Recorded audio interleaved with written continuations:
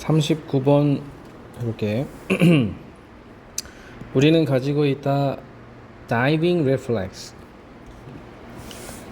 다이빙은 말 그대로 다이빙이고 reflex는 반사신경 할 때 그 반사야. 그래서 여기 잠수 반사라고 돼 있어. 잠수 반사 처음 듣지? 그래서 어려운 소재이기 때문에 이 잠수 반사란 무엇인가, 이게 주제라고 생각하면 돼. 다른 해양 포유류들처럼, 이게 좀 특이하지.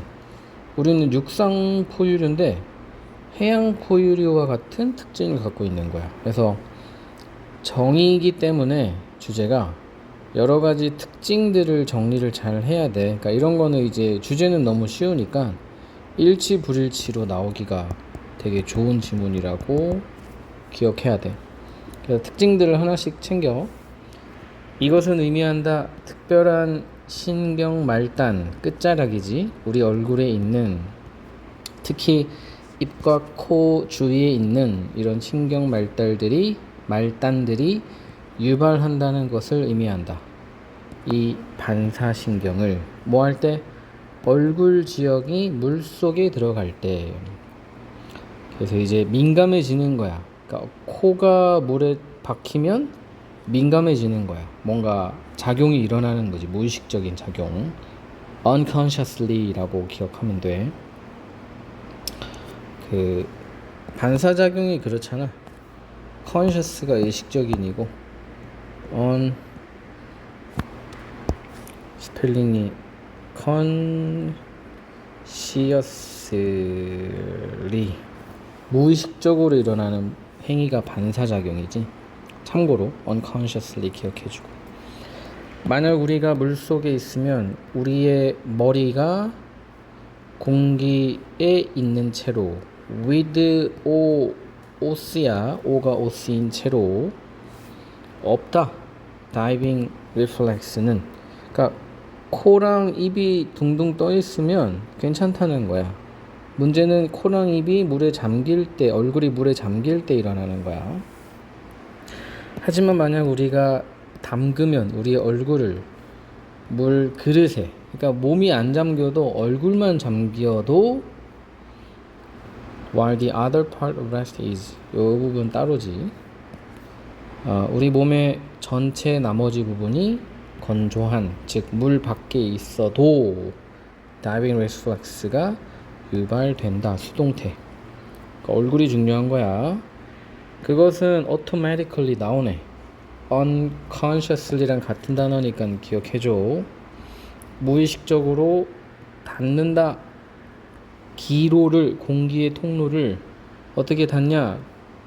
줄이면서 물을 삼킬 위험을. 그리고 그것은 이게 이시 다 대명사겠지? 다이빙 리플렉스를 뜻하겠지. 이것이 하는 역할, 작용이니까. 닫는다. 작은 공기 통로를 폐 속에 있는 물이 폐에 안 차게 하는 역할을 하겠지. 그러면 동시에 심장 박동이 느려진다. 절반 속도로. 그리고 피는 션트, 통로를 바꾸다, 이런 뜻이거든. 그러니까 다른 방향으로 한다니까 수동 이동된다. 어디로? 중요한 기관으로. 그러니까는 숨을 못 쉬면 피 속에 있는 공기를 이용해서 잠시라도 살아남아야 되잖아. 그러니까 피가 통로를 바꿔서 중요 장기 기관으로 간다는 거야. 보호하면서 protect A from B, 그들 중요 기관 장기들을 보호하면서 뭐하지 못하도록, 짧은 숨 참음의 순간에 영향을 받지 않도록 피하면서. 특히 뇌 같은 거지. 뇌에는 공기가 잠시만 멈춰도 뇌사 상태가 오거든. 그쪽으로, 예를 들면 뇌 같은 데로 피가 쏠린다는 거야. 반대로 연결어 잘 기억해주고, 만약 침팬지나 고릴라가 발견한다면 자기 자신이 물속에 있다는 것을 얼굴이 표면 아래로 향한 채로, 그렇다면 얘네들은 패닉에 빠질 것이고 얘네들의 심장은 빨리 뛸 것이고 얘네들은 곧 익사 상태가 될 것이다. 그러니까는 오히려 얘네들은 심장이 더 빨리 뛰는 거야. 그러니까 우리 인류랑 비슷한 유인원들조차도 다이빙 리플렉스가 없다는 거야. 뭐 어쨌든 여러 가지 특징들을 좀 체크를 해놓으면 일치 불일치 할 때 도움이 되겠지. 첫째, 얼굴만 밖에 있어도 작용되지 않는다는 점. 그 다음에 공기의 통로를 닫는다는 점. 그리고 폐 속에 있는 공기의 통로도 작아진다는 점. 그 다음에 심장박동이 느려진다는 점. 혈액이 중요장기로 이동된다는 점. 이 정도 체크하면 될 것 같아. 그 다음 40번. 이따 자연스러운 진실에 대한 가정이, 즉 명사 or 명사할 때 or은 즉 하면 자연스러워, 즉 진실 편향이라는 게 있다. 언제? 사람들이 의사소통할 때 서로 얘도 마찬가지로 진실 편향, 생소한 단어잖아. 주제라고 생각하면 돼. 소재. 진실 편향이란 무엇인가가 주된 내용이겠지. 연결어. 다시 말해서 우리가 들을 때 다른 사람들의 말을 혹은 읽을 때 다른 사람들의 글을 우리의 자동적 가정, 얘도 역시 unconscious지. 무의식적. 가정은 뭐냐? 상대방이 진실을 말하고 있다는 것이다. 일단은 진실이라고 생각하고 듣는다는 거야. 본능적으로. 이것은 보통 잘 작용한다. 만약 너가 묻는다면 누구에게 화장실이 어디에 위치되어 있는지, 혹은 만약 비가 오는지 안 오는지, 잠깐만, 헐, 이 만약이랑 이 if랑 이 if가 다르네. 얘는 명사절의 병렬이야. 그래서 이거는 인지라고 해석하고, 이건 만약이야. 만약 이렇다고 묻는다면, 만약 뭐뭐인지 묻는다면 이렇게 해야 돼. 그렇다면 너는 안전하게 가정할 수 있다. 대부분의 사람들이 거짓말하지 않는다는 것을 그들의 대답 속에서. 이게 진실 편향이라는 거야. 상상해봐라 얼마나 어려울지. difficult, how 뒤에는 형부가 둘 다 되는데 요 비동사로 끝나고 보호가 없기 때문에 보호 역할을 할 수 있는 형용사가 오거든. 오답으로 difficultly, 너무 좋은 문제가 되겠지. 잘 기억해줘. 상상해봐라 얼마나 어려울지 가주어라서 해석 안하고 뭐가? 대화하는 게 누군가와 만약 뭐 한다면, 만약 너가 생각한다면 그들이 너에게 말하는 모든 것이 거짓말이라고. 그러니까 불신에 가득 찬 채 누구랑 대화하는 게 얼마나 어렵겠냐 라는 질문이야. 연결어. 사실 진실에, 자, question은 질문하다가 아니야. 의문을 제기하다. 약간 부정적인 어조라는 거 기억해야 돼. 어떤 말의 진실에 의문을 제기하는 것.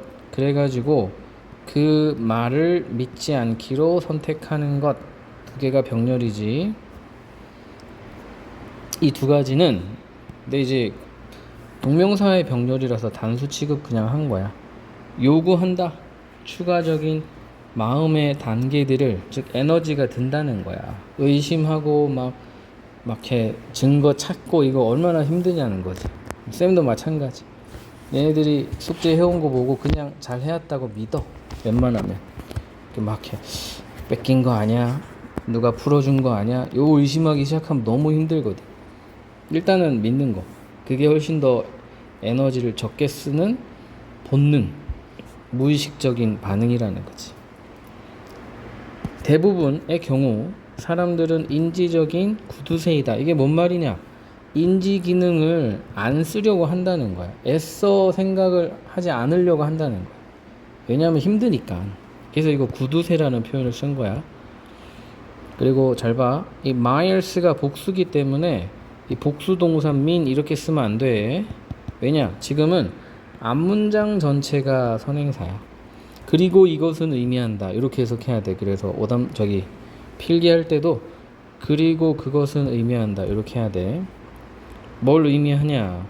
우리가 전형적으로 이거 expensive 할 때 그 expand야 사용하다 spend 이게 스펠링 하나 가지고 막 이상한 어휘 문제 장난처럼 내실 수 있거든. 이게 확장하다야 조심해야 돼. 우리가 전형적으로 쓰지 않는다는 걸 의미한다. 더 많은 정신적 노력을 뭐보다 필요해 보이는 것보다 주어진 환경에서 웬만하면 에너지 안 쓰고 싶어 한다는 거야.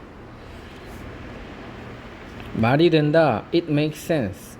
자, 이거 가주어로 봐주면 돼. 이렇다라는 것은 말이 된다 이렇게 해석하면 돼. 말이 된다. 우리가 무언가를 온라인으로 볼 때 비록 그게 가짜일지라도 우리의 기본값이 그것을 믿는다는 것은 말이 된다. 그래서 something online이겠지. 최소한 처음에는. 그래서 이제 주제는 이미 나왔고, 그래서 이제 truth bias란 무엇인가? 기본적으로 우리가 상대방의 말을 진실이라고 믿는 것. 그리고 이제 이 40분이 요약문 문제잖아. 잘 요약한 게 9번이니까 해석만 할게. 이건 뭐 출제는 아니야.